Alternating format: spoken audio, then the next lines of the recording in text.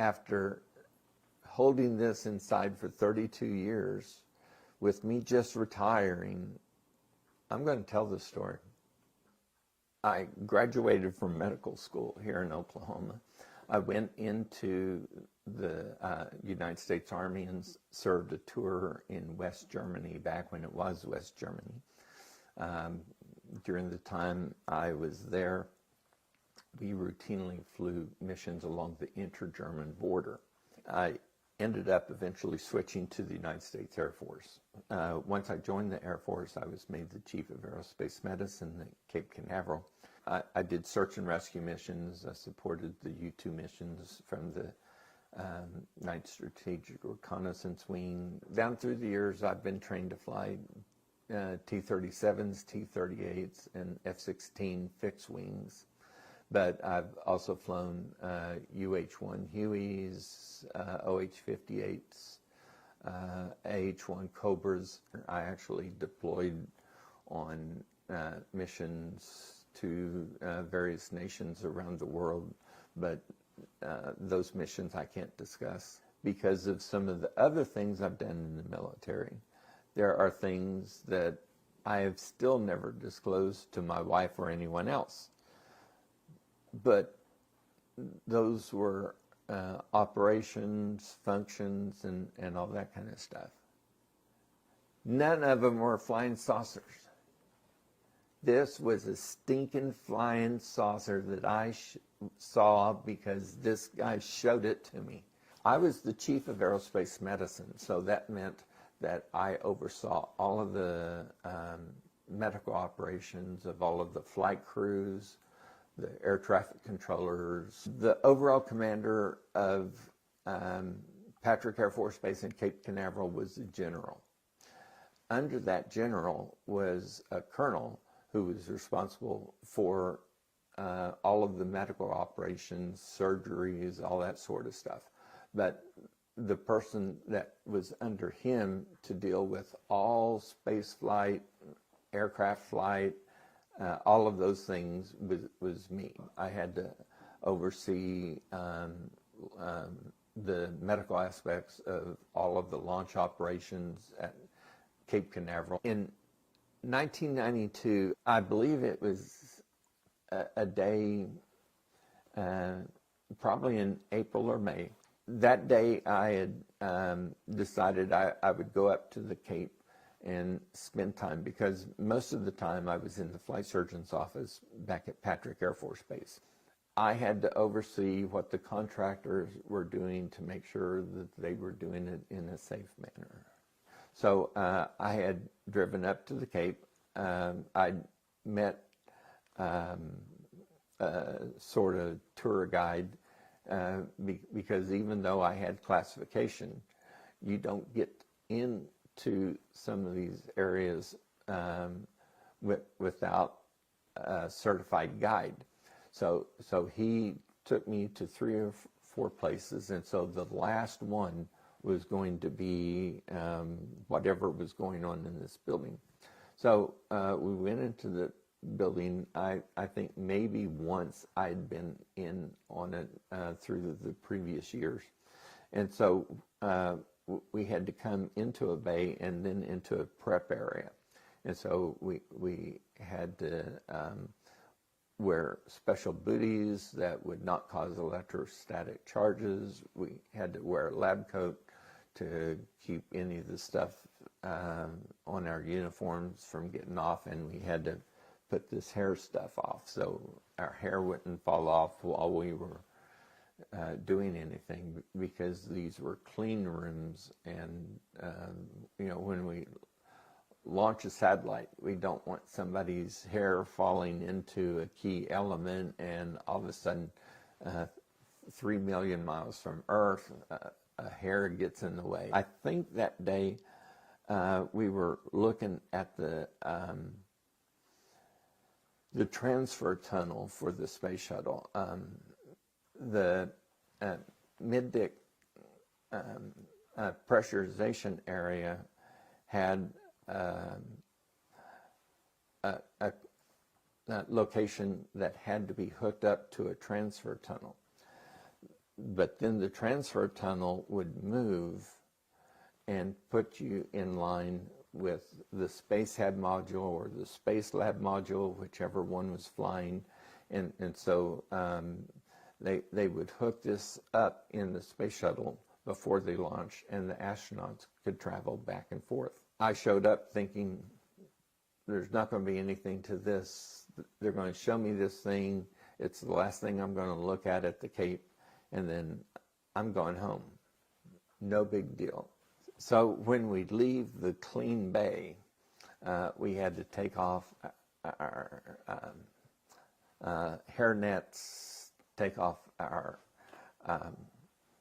lab coats, take off our booties, and then we can leave.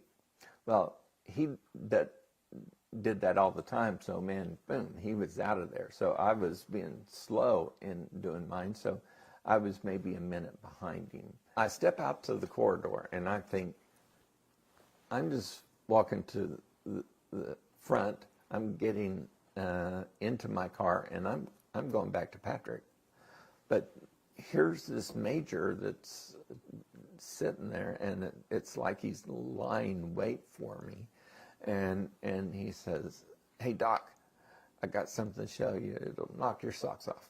So, well, okay. You know, he was not an impressive specimen. I don't mean to be demeaning, but he impressed me as sort of a wimpy guy. Well, anyway, he wants to show me something, so I go inside the door. As soon as I go in the door, he shuts it. He locks it. He closes all of the louvers on the door and on the window looking out into the hallway. So I'm thinking, what on earth is this guy doing? So he then sits down at the computer console, turns it on, turns on the screen, and he's sitting there doing stuff. And it's taking several minutes. So I said, do I really need to be here for this? You know, and he says, yeah, you got to see this. So all of a sudden, up on the screen comes this closed circuit television feed. It looked like an absolutely normal flight area. I was flying with the 41st Air Rescue Squadron. If you showed the hangar with my helicopter in it, it would have looked just like that, except it's not my helicopter. This thing's a flying saucer. Now then, I look at this thing, and my mind is going crazy. A flying saucer? Are you kidding me? I would estimate that it was about 20 feet wide, probably 8 to 10 feet tall, and then it had the shallow dome on top of it. There were two guys to the bottom left, and they had on lab coats. Made me think that they're engineers. There were three guys over on the right side. I think one of them just about even, and then two up in the right side. They reminded me of technicians, because technicians were the ones who hook up the hoses, work with the gases, all this sort of stuff. And they were covered head to foot with what I would now call Tyvek suits. So they look like they're the technician types. I think I could hear people walking, maybe, just like barely mumbling what they were saying. And then there was like a warning klaxon that went off, and it made this loud noise, and it's like a warning. Okay, we're beginning operations, and so everybody's scattered. I'm sitting there watching this for a few minutes, and all of a sudden I hear and see these things that look like electromagnetic charges coming off around this vehicle. But there's there's no devices from which they're emanating. On the space shuttle, the reaction control system, you can see the jets that they're going to use for maneuvering in space. There was nothing on this flying saucer. There were no antennas. There were no flight control surfaces. Everything was very smooth and blended. I saw no rivets, no seams, nothing. It was just like if you could sort of modify an egg into this shape, that's what it looked like. There was a little area on top which had a stick coming out. I have no idea what was in this, but at the top of it were umbilical hoses. Like if you were putting electricity, if you were feeding gases into it or whatever, there were 2 or 3 hoses coming down to this rod that went down into the dome that went in to the craft. So all of a sudden it just lifted up as smooth as could be. If I wasn't watching, I wouldn't have even noticed that it had moved. Once it got up maybe 3 feet above the concrete surface, it rotated completely around clockwise, 1 revolution.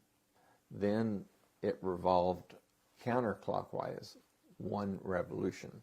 Now then, because of the movement, I could see what all was there. Everything was white, but there was a vertical black rectangle at the 3 o'clock, the 6 o'clock, and the 9 o'clock position on the upper half of the vehicle.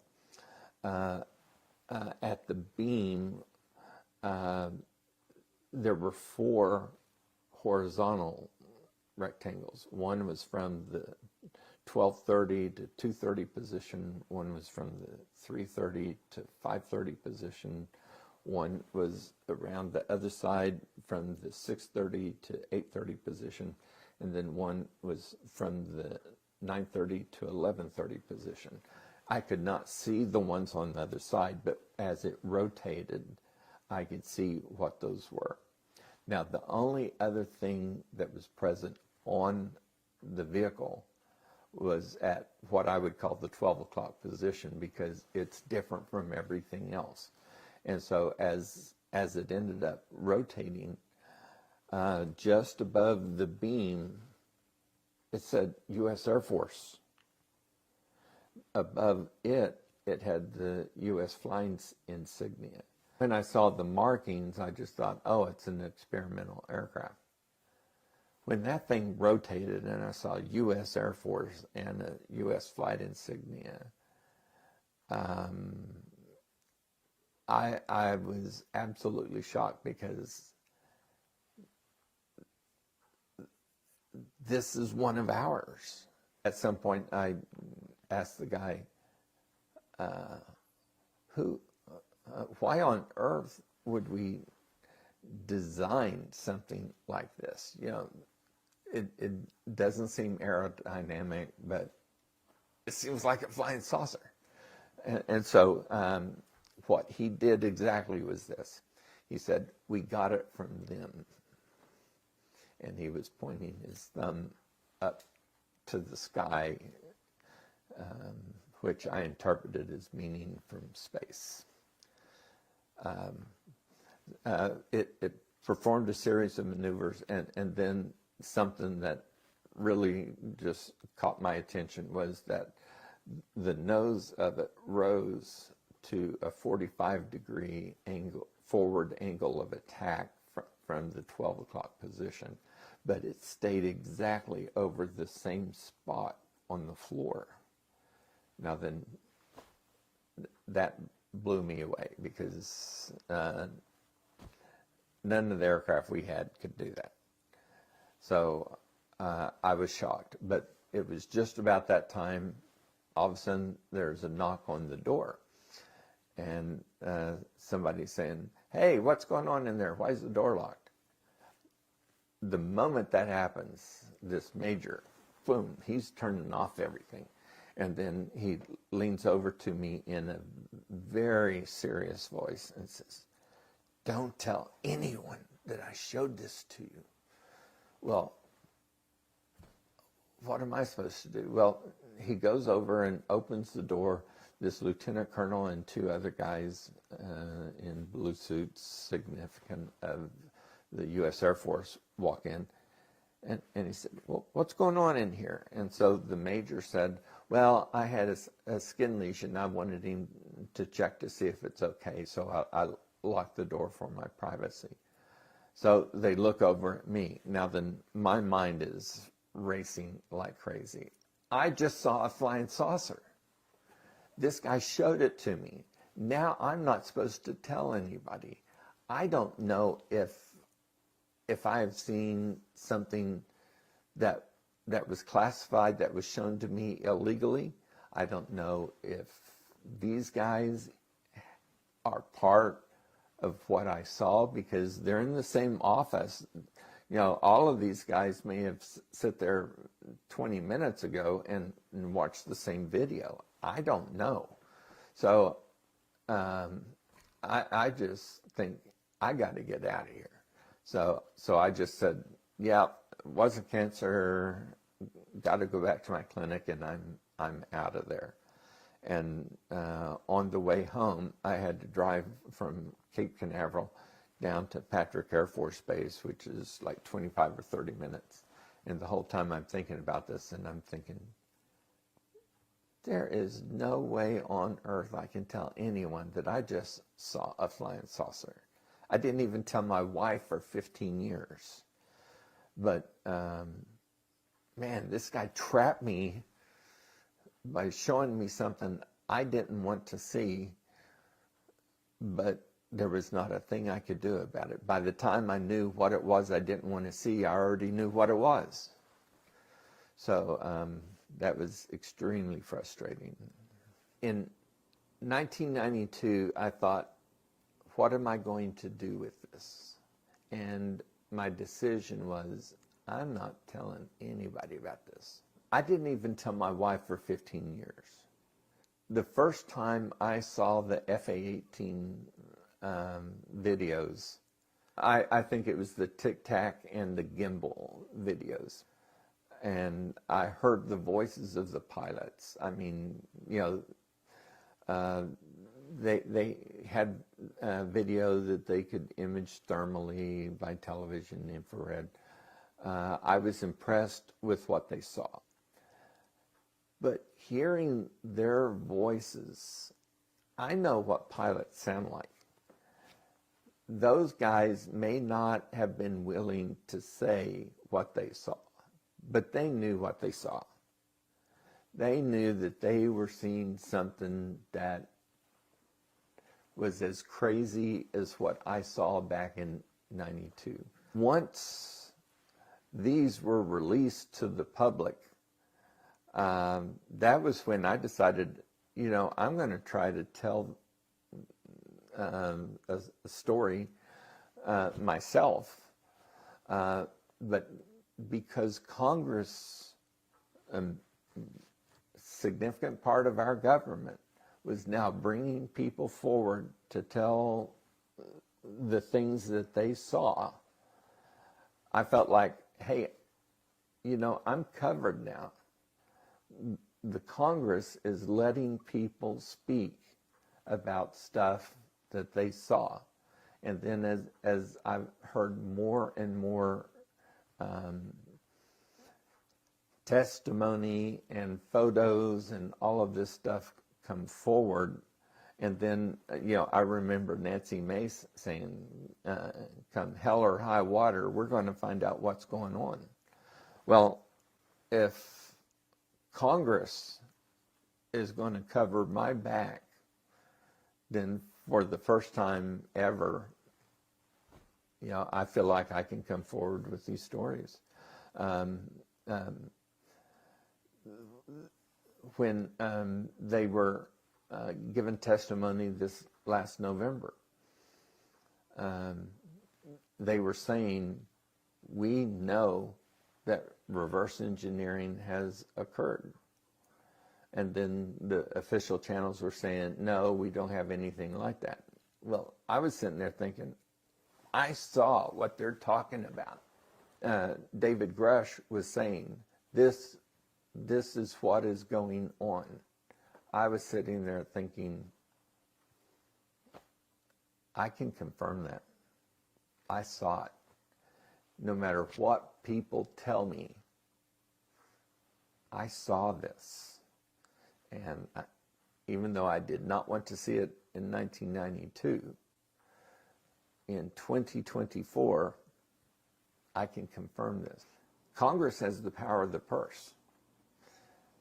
Everything that the Department of Defense does, it does with money that is generated by Congress.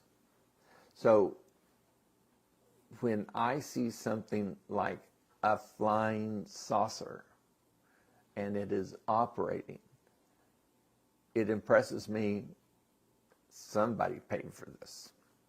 It did not happen in a vacuum. Somebody came up with the money. Who on earth approved the spending of the money for the design? Who spent the money for the prototype? Now that I'm seeing this prototype fly, is there somebody that's already made a deal within the Department of Defense? We're going to make these things.